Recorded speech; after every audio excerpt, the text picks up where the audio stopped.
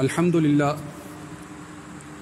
للہ رب العالمین والعاقبۃ للمتقین والصلاة والسلام علی نبیہ الکریم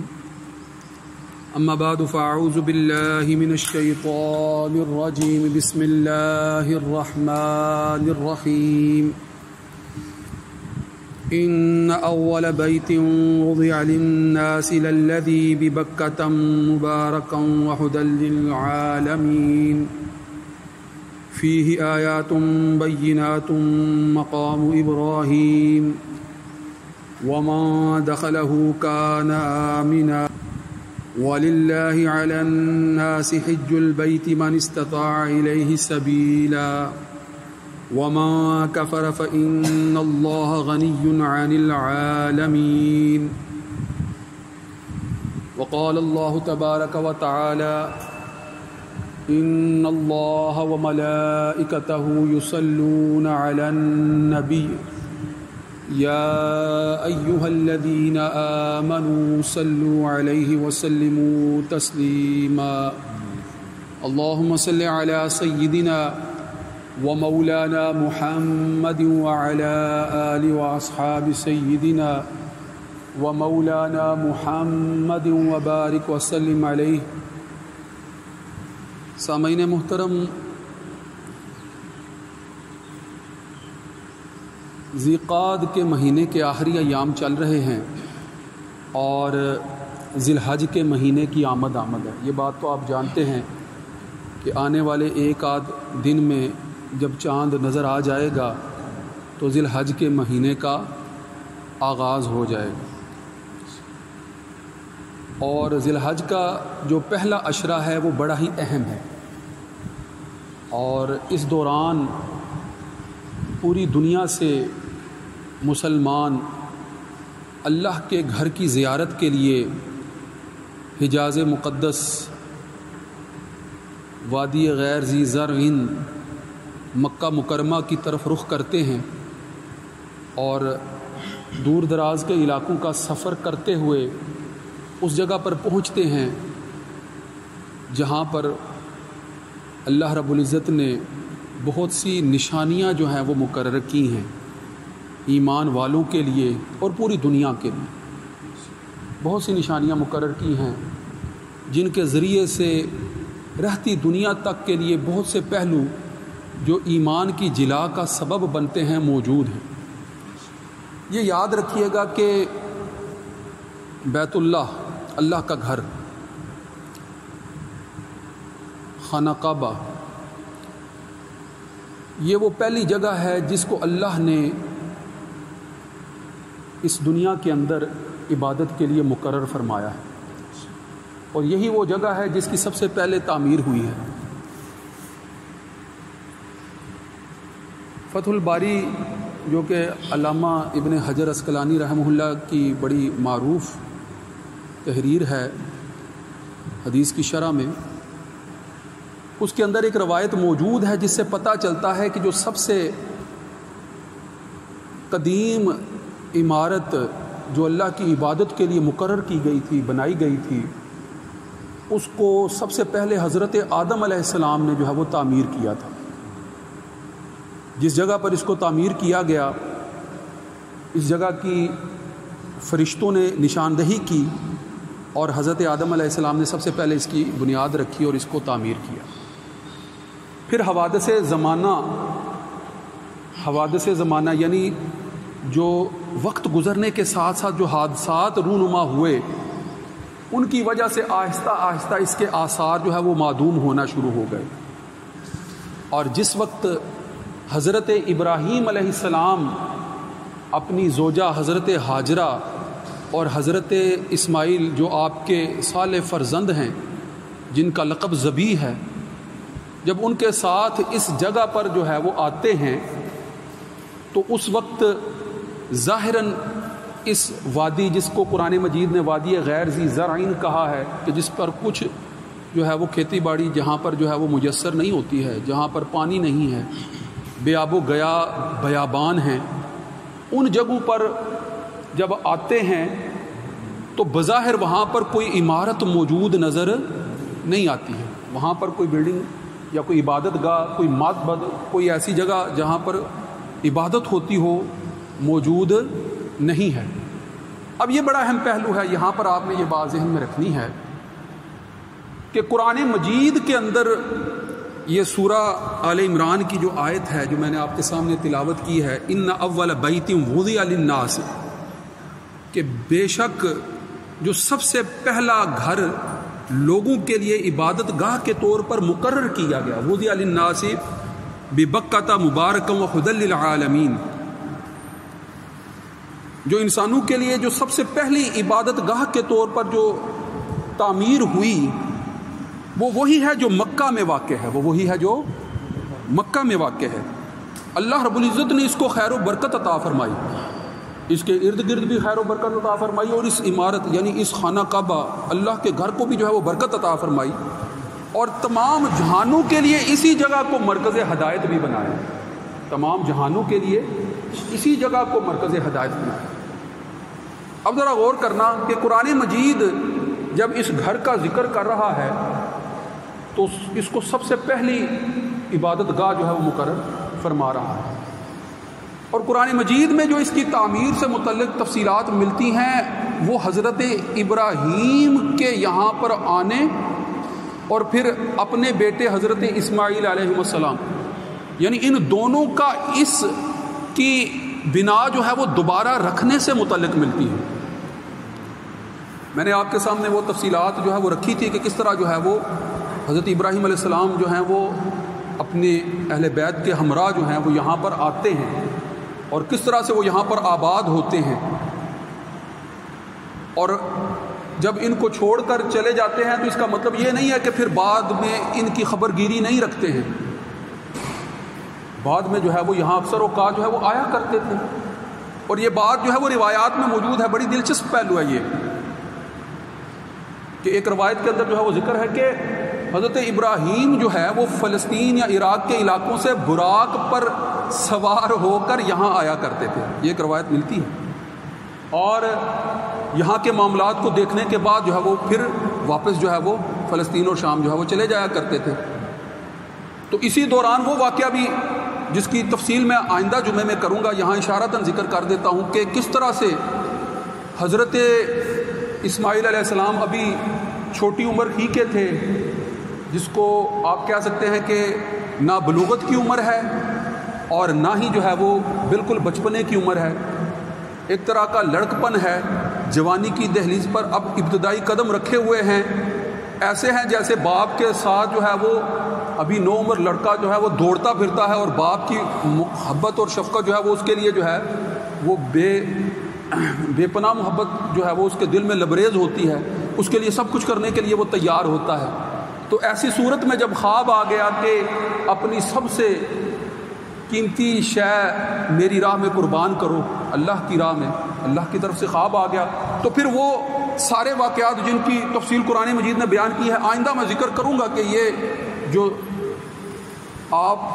حضرت ابراہیم علیہ السلام نے جو اللہ کے حضور اپنی سب سے قیمتی شے قربان کرنے کے لیے جو عملی اقدامات اختیار کیے،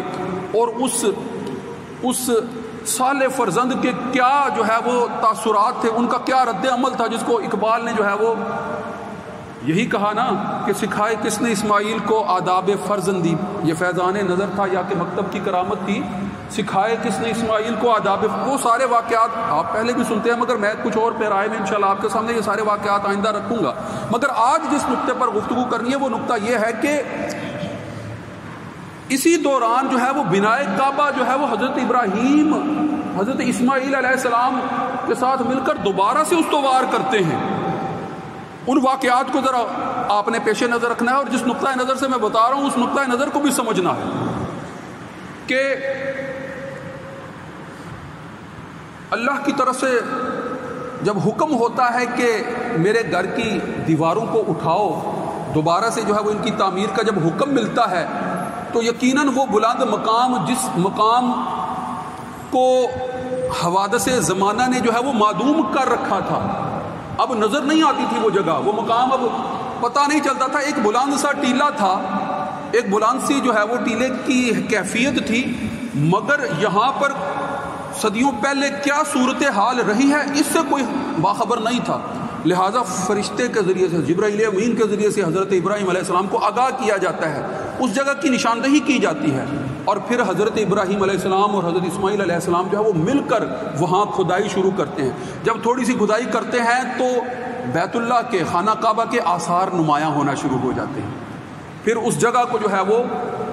کھودنے کے بعد جو ہے وہ اس کی بنیادوں کو جو ہے وہ ظاہر کرتے ہیں، اور پھر ان بنیادوں کے اوپر جو ہے وہ دوبارہ سے جو ہے وہ کعبہ کی تعمیر کرتے ہیں، دوبارہ سے کعبہ کی تعمیر کرتے ہیں۔ اس تعمیر کے دوران، یہ باتیں بھی بڑی اہم ہیں، اس تعمیر کے دوران جو ہے جب ابتدائی طور پر اپنے میسر وسائل کے ساتھ جو ہے وہ اینٹیں لگا کر، جو پتھر لگا کر جو ہے وہ دیواریں اٹھا رہے ہیں، تو جس قدر اپنے ابتدائی وسائل کے ساتھ جو ہے وہ پتھر لگا سکتے تھے لگائے۔ ابتدائی طور پر ایک بڑا پتھر جس کے اوپر کھڑے ہو کر پتھر نصب کیا کرتے تھے، مقام ابراہیم پر وہ پتھر آج بھی نصب ہے، جس پر آپ کے پاؤں کے نشان نظر آتے ہیں، وہ پتھر آج بھی جو ہے وہ مقام ابراہیم کے حوالے سے جو ہے وہ بڑے مزین انداز میں وہاں پر نصب کیا گیا ہے۔ اور جس قدر استطاعت تھی، جہاں پر اس وقت رکن یمانی ایک طرف اور ایک طرف جو ہے وہ، جہاں پر جو لوگ حج کے لیے، عمرے کے لیے جو ہے وہ گئے ہیں، وہ جانتے ہیں کہ حجر اسود جس مقام پر نصب ہے، جہاں سے طواف کا آغاز کیا جاتا ہے، استلام کر کے جو ہے وہ اس کو چوم کر طواف کا آغاز کیا جاتا ہے، جب اس مقام تک جو ہے وہ تعمیر کی، تو اب اس مقام سے آگے جو ہے وہ تعمیر کے لیے بنیادی بلندی تک پہنچنے کے لیے عمومی وسائل میسر نہیں تھے۔ تو اسی دوران جو ہے وہ حضرت جبرائیل امین جس پتھر کو پہاڑوں میں سے جو کہیں پوشیدہ پڑا تھا نکال کر لاتے ہیں اور حضرت ابراہیم کے سامنے جو ہے وہ پیش کرتے ہیں، وہ یہی حجر اسود تو ہے کہ جو جنت سے لایا گیا پتھر تھا، اور روایات میں آتا ہے کہ ابتداءً یہ بڑا سفید پتھر تھا، مگر استلام کے بعد یعنی لوگ اس کو جب چومتے ہیں تو لوگوں کے گناہوں کو جو ہے وہ اپنے اندر سمو لینے کے بعد یہ سیاہی مائل رنگ جو اس کا ہو چکا ہے، تو یہ اس قدر جو ہے وہ لوگوں کے گناہوں کو جو ہے وہ اپنے اندر جو ہے وہ سمو چکا ہے کہ اس کا رنگ جو ہے وہ جو جنت سے لایا گیا تھا، جو ابتدائی طور پر جو ہے وہ نہایت سفید پتھر تھا، جنت کا پتھر تھا، اب جو ہے وہ حجر اسود کے نام سے جو ہے مشہور ہے۔ تو غور کرنا چاہیے کہ جنت سے وہ پتھر لائے گئے کہ جن کے اوپر پھر کھڑے ہو کر جو ہے وہ حضرت ابراہیم علیہ السلام جو ہے وہ باقی جو ہے وہ پتھر نصب کرتے تھے، اور جس قدر بلندی پر جانا مقصود ہوتا تھا یہ پتھر اس قدر بلندی پر آپ کو لے جایا کرتے تھے، روایات میں یہ بات ملتی ہے۔ تو اس طرح سے جو ہے وہ حضرت ابراہیم علیہ السلام نے جس گھر کی تعمیر کی ہے، جس گھر کی تعمیر کی ہے، وہ پہلا گھر ہے جس کو اللہ تعالیٰ نے پوری انسانیت کے لیے مرکز بنایا ہے، پوری دنیا کے لیے مرکز بنایا، یہ وہ پہلا گھر ہے، اور نہ صرف مرکز بنایا بلکہ اس کی طرف جو ہے وہ دعوت دی اور اس کا قصد کرنے، اس کا حج کرنے کا حکم دیا ہے۔ اگلی آیات میں اسی حکم کی طرف اشارہ ہے، ذرا سن لیجئے۔ فیہ آیات بینات ومقام ابراہیم، اس میں جو ہے وہ اللہ کی واضح نشانیاں ہیں، اور مقام ابراہیم بھی اللہ کی واضح نشانیوں میں سے ہے، جس کی تفصیل جو ہے میں نے آپ کے سامنے رکھی ہے۔ ومن دخلہ کان آمنا، جو اس میں داخل ہوتا ہے وہ امن کی جگہ میں جو ہے وہ اپنے آپ کو محسوس کرتا ہے، وہ امن کے گہوارے میں داخل ہو جاتا ہے۔ یعنی آپ جانتے ہیں کہ تفصیلی احکامات موجود ہیں کہ حرمین کی حدود کے اندر کسی کو شکار کرنے کی اجازت نہیں ہے، کسی کو نقصان پہنچانے کی اجازت نہیں ہے، کسی سے لڑنے جھگڑنے کی اجازت نہیں ہے۔ یہ وہ حدود ہیں جن حدود کے اندر کوئی داخل ہو جائے تو حکومت بھی جو ہے وہ اس کو پکڑ نہیں سکتی ہے، اس کو نقصان نہیں پہنچا سکتی ہے۔ یہ دارالامن ہے، اللہ نے اسے دارالامن بنایا ہے۔ ومن داخلہ، جو اس میں داخل ہو کان آمنا، تو وہ امن والی جگہ پر داخل ہو گیا۔ اور پھر حکم کیا دے دیا؟ وَلِلَّهِ عَلَى النَّاسِ، لوگوں کے لیے ہے اللہ کا حق، لوگوں کے اوپر جو لازم ہوتا ہے، جو لوگوں کے اوپر عائد ہوتا ہے، وَلِلَّهِ، اللہ ہی کے لیے، عَلَى النَّاسِ، لوگوں پر، حج البیت، اس گھر کا قصد کرنا، یعنی حج کے ارادے سے، اس کی زیارت کے ارادے سے جو ہے وہ سفر کر کے آنا۔ حج البیت من استطاع الیہ سبیلا، جو اس کے راستے کے سفر کے سارے اخراجات اٹھا کر اس سفر کو کرنے کی استطاعت رکھتا ہے، تو جو شخص صاحب استطاعت ہے اس پر لازم ہے کہ وہ اس کا حج کرے، اور یہ اللہ کا حق ہے۔ وَلِلَّهِ عَلَى النَّاسِ، لوگوں پر اللہ کا حق ہے۔ حقوق اللہ میں سے ہے کہ صرف اللہ کی رضا کے لیے اس گھر کی زیارت کے ارادے سے سفر کر کے یہاں پر آنا یہ لوگوں پر لازم کیا گیا ہے۔ جو اس استطاعت کا مالک ہے کہ اس کا سفر کر کے یہاں پر آ کر اپنے اخراج، اور استطاعت کے زمانے میں وہ ساری کہ صاحب استطاعت فرد کون ہے؟ صاحب استطاعت فرد وہی ہے جو صاحب نصاب ہے، جو اپنے مسکن سے جہاں وہ رہتا ہے وہاں سے لے کر حدود حرم تک، جہاں مرکز ہے، جہاں خانہ کعبہ بیت اللہ، وہاں تک آنے جانے کے سارے اخراجات، اور پیچھے جو لواحقین جن کی ذمہ داری اس پر ہے ان کے لیے اخراجات، جتنے ایام وہ وہاں پر رہتا ہے وہ پورے طور پر جو ہے وہ ان تک پہنچانے کی جو استطاعت رکھتا ہے، جو صلاحیت رکھتا ہے، وہ صاحب استطاعت ہے۔ اور اسی طرح صاحب استطاعت میں وہ پہلو بھی شامل ہے کہ اگر کسی کو جو ہے وہ اس سفر کے راستے پر جانے سے کسی چیز نے روک نہ دیا ہو، بعض اوقات جو ہے وہ حکومت وقت، حاکم وقت بھی جو ہے وہ روک دیتا ہے کہ سفر کرنے کی اجازت نہیں۔ اس وقت موجودہ حکومت نے بھی روکا ہوا ہے کہ موجودہ وبائی حالات میں جو ہے وہ بڑے پیمانے پر سفر کرنے کی جو ہے وہ اجازت سے منع کیا گیا، مسلم ممالک نے بھی منع کیا ہے، وہاں کی حکومت نے بھی منع کیا، تو یہ بھی بات جو ہے وہ استطاعت کے دائرہ سے جو ہے اس فرد کو نکال رہی ہوتی ہے۔ مگر جو استطاعت رکھتا ہے، جو جا سکتا ہے، اس پاس وسائل موجود ہیں، حکومت وقت نے روکا نہیں ہوا، کسی بیماری کی وجہ سے جو ہے وہ مفلوق الحال نہیں ہے، یا کسی اور سبب اور اسباب میں بھی، یعنی راستہ محفوظ نہیں ہے، اگر راستہ بھی محفوظ ہے، حکومت نے بھی جو ہے وہ کوئی رکاوٹ جو ہے قائم نہیں کر رکھی ہے، روک نہیں رکھا ہے، حکومت بلکہ جو ہے اس کے لیے وسائل مہیا کر رہی ہے، اور وہ مالی طور پر خود بھی ایسا خود کفیل ہے، تو ایسے فرد پر لازم ہو جاتا ہے کہ وہ زندگی میں ایک دفعہ جو ہے وہ اس حج کا، اس گھر کے زیارت کے ارادے کا جو ہے وہ ارادے کے ساتھ جو ہے اس کا سفر کرے۔ اور جو نہیں کرتا ہے، جو یہ اقدام نہیں کرتا ہے، اس کے لیے کیا ہے؟ وَمَنْ كَفَرَ فَإِنَّ اللَّهَ غَنِيٌّ عَنِ الْعَالَمِينَ، جو اس کا انکار کرتا ہے، کفر انکار کو کہتے ہیں، وَمَنْ كَفَرَ، جو انکار کرتا ہے، جو وسائل ہونے کے باوجود، جو وسائل ہونے اور دسترس ہونے اور اقدامات کرنے کی صلاحیت ہونے کے باوجود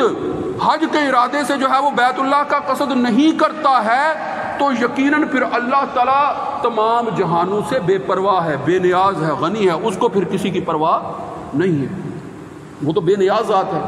یعنی حج کرنے کی عبادت اگر تم پر عائد ہوئی ہے، تم صاحب استطاعت ہو، حج کرنے کی عبادت تم پر عائد ہوئی ہے، تو یہ اللہ پر کسی قسم کا احسان نہیں ہے، یہ تمہارے ہی بھلے کے لیے، تمہیں ہی اللہ کی عبادت کا ایک اعلیٰ نشانیوں سے بھرا ہوا موقع میسر کیا ہے، اس کے علاوہ اور تو کچھ نہیں ہے۔ اس کے بعد بھی کہ اللہ نے تمہیں جو ہے وہ دولت دی ہے، اللہ نے تمہیں وسائل عطا کیے ہیں، اللہ نے جو ہے وہ تمہارے راستے آسان کیے ہیں، اللہ نے جو ہے وہ راستوں کو پرامن بنانے کے لیے احکامات نافذ کر دیے ہیں۔ یا غور تو کرو نا کہ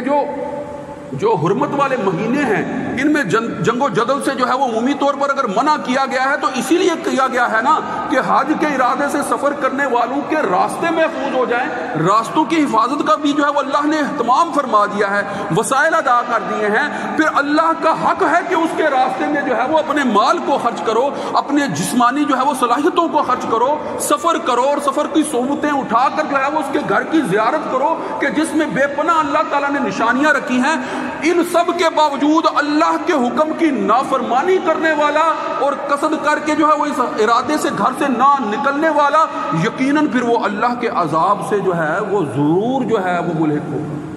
پھر ایسے فرد کے لیے جو انکار کرنے والا ہے، جو کفر کا رستہ اختیار کرنے والا ہے، جو چھوڑنے والا ہے، جو ناشکری کرنے والا ہے، یقیناً پھر وہ اللہ کے عذاب کا مستحق تو ہوگا ہی ہوگا۔ اب یہاں پر آخر میں جو میں نے آپ سے جو ایک خاص پہلو سے بات کرنی ہے وہ سمجھنی ہے آپ نے کہ اللہ نے یہ پہلا گھر تعمیر کرنے کا حضرت ابراہیم علیہ السلام کو حکم دیا، اور یہ آپ بات جانتے ہیں، یہ تفصیل پہلے بھی میں کر چکا ہوں کہ جہاں آپ نے فلسطین کی حدود کے اندر بھی جو ہے وہ مسجد اقصی کی تعمیر میں ابتدائی اقدامات جو ہے وہ آپ ہی نے کیے ہیں، اسی طرح جو ہے وہ فرعونہ مصر کے سامنے بھی جو ہے وہ دعوت آپ نے، نماردہ عراق کے سامنے بھی جو ہے وہ ہدایت کی دعوت جو ہے وہ، توحید کی دعوت جو ہے وہ آپ نے پہنچائی ہے، جس بڑے پیمانے پر جو ہے وہ آپ نے توحید کا علم بلند کیا ہے، یہ آپ ہی کا خاصہ ہے۔ مگر اس دوران ذرا غور تو کرو نا، اس دوران ذرا غور تو کرو کہ اللہ کا انکار کرنے والوں نے، کفر اور شرک اختیار کرنے والوں نے کیا کیا نہیں کیا، کیا کیا نہیں کیا، اللہ کی نافرمانی میں کس قدر آگے بڑھ چڑھ کر اقدام نہیں کیے. ذرا غور تو کرو نا کہ کیا ان کنعانیوں نے جو ہے وہ بالابک قلعہ کے اندر جو ہے وہ بال دیوتا کے مندر بڑے بڑے نہیں بنائے تھے؟ کہ ابو الہول جیسے بال دیوتا کی پوجا کرنے کے ضمن میں جو ہے وہ بڑے بڑے ابو الہول جیسے مجسمے جو ہے انہوں نے تعمیر نہیں کیے تھے؟ غور تو کرو نا کہ ایک طرف جو ہے وہ مصری جو سورج چاند ستاروں کی پرستش کیا کرتے تھے، بڑے بڑے جو ہے وہ بتوں کے لیے بڑے بڑے مندر اور ہیکل جو ہے وہ تعمیر کیا کرتے تھے. ادھر جو ہے وہ اشوریوں نے اپنی خاص جو ہے وہ عبادت گاہیں جو ہے وہ مقرر کر رکھی تھیں. دوسری طرف جو ہے وہ ایسے ایسے مندر، مثلا دیجون کا جو ہے وہ دیوی مندر، ذرا اس کا تو تصور کریں کہ ایسی ایسی حیرتیں کہ انسان کا جو ہے وہ جسم ہے اور دھڑ جو ہے وہ مچھلی جیسا ہے، اس کے ہیکل بنا کر، اس کے مندر بنا کر اس کے اوپر جو ہے پوجا پرستش کے سارے انتظام کیے کہ نہیں کیے. دوسری طرف اگر جو ہے وہ نصرانیوں کو دیکھیں، حضرت عیسیٰ علیہ السلام اور حضرت مریم علیہ السلام، ان کے مجسمے بنا کر جو ہے وہ معبدوں کے اندر، ہیکلوں کے اندر اور جو ہے وہ گرجا گھروں کے اندر بڑے بڑے مجسمے کیا انہوں نے نصب نہیں کی اور ان کی پوجا اور پرستش نہیں کی؟ اسی طرح جو ہے وہ ہندوستان کے بڑے بڑے علاقوں کے اندر جو ہے وہ دیکھ لیں کہ کاشی کے مندر جا کر دیکھ لیں، اسی طرح جو ہے وہ بدھ گیا کے مندر جا کر دیکھ لیں، یا پھر جو ہے وہ یہاں ٹیکسلا کے اندر جو ہے وہ مندر موجود ہیں بڑے بڑے، جو اسی جو ہے وہ قبل مسیح کے ادوار کے جو ہے وہ بنے ہوئے ہیں. اتنی بڑی بڑی عمارتیں اور بڑے بڑے بت، مثلا سیتلا دیوی کا بت، پاروتی دیوی کا بت، کیسی کیسی بڑی جو ہے وہ جسمانی جو ہے وہ حیتیں بنا کر جو ہے پوری دنیا کے سامنے اتنے مندر پھیلائے. اور یہ قبل مسیح کا دور ہے، اتنے مندر پھیلائے کہ جہاں پر کفر ہوتا ہے، جہاں پر شرک ہوتا ہے، جہاں کہ اللہ کے ہر حکم کا انکار ہوتا ہے، جہاں انسان کو جو ہے وہ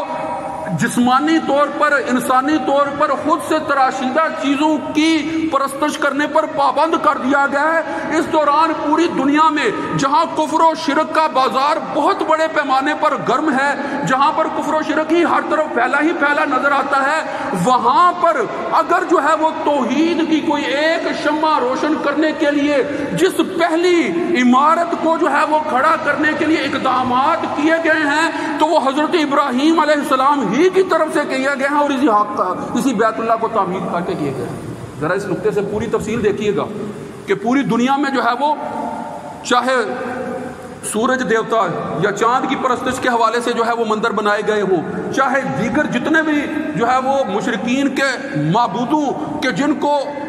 بنانے کے لیے جو ہے وہ انہوں نے اپنی ساری دولتیں، سارے وسائل، سارے جو ہے وہ معاملات جو ہے وہ اختیار کر کے ان کی تعمیر کی اور ان کی عبادت اور پرستش کے لیے جو ہے وہ بڑے بڑے وسائل جو ہے وہ لاگو کر دیے. اسی رب نے کہ جس رب نے جو ہے وہ ان کو پیدا کیا تھا، اسی رب نے آپ لوگوں کو بھی جو ہے وہ وسائل عطا کیے ہیں، اسی رب نے مال و دولت جو ہے وہ آپ کو بھی عطا کیا ہے، آپ کو بھی صاحب استطاعت بنایا ہے. پوری دنیا کے بت پرست اور مشرکین جو ہے معبدوں، مندروں، گرجاؤں، ہیکلوں کو جو ہے وہ آباد کرنے کے لیے سارے وسائل خرچ کر دیں، اور اس کے مقابلے میں ایمان والوں کو اگر یہ کہا جا رہا ہو کہ تم جو ہے وہ تھوڑے سے اخراجات کر کے اس گھر کے قصد کر کے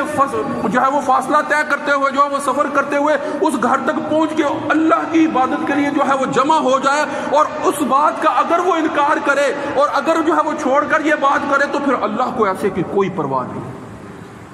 واللہ غنی عن العالمین، اللہ جو ہے وہ پھر تمام جہانوں سے بے نیاز ہے. تو غور کرنا چاہیے کہ ایک ایک جو ہے وہ مال کا ایک ایک جو ہے وہ ذرہ، ایک ایک روپیہ، ایک ایک چیز جو آپ کے جسم میں ہے، آپ کی روح میں ہے، سب ہی کا تو خالق اللہ ہے، اللہ ہی نے تو عطا کیا ہے. ہمارا کون سا جو ہے وہ کمال ہے کہ یہ ہماری ہیں؟ یہ ساری چیزیں اللہ ہی کو عطا کی ہیں. تو پھر اس کے راہ میں اگر خرچ نہیں کرتے تو پھر کوئی اور ایسی صورت نہیں ہو سکتی کہ جس کی بنیاد پر جو ہے وہ تم اللہ کی عبادت کا صحیح معنوں میں حق ادا کرنے کے اپنے آپ کو قابل بیان کر سکو. وآخر دعوانا الحمدللہ رب العالمین. سنتیں ادا ہونا.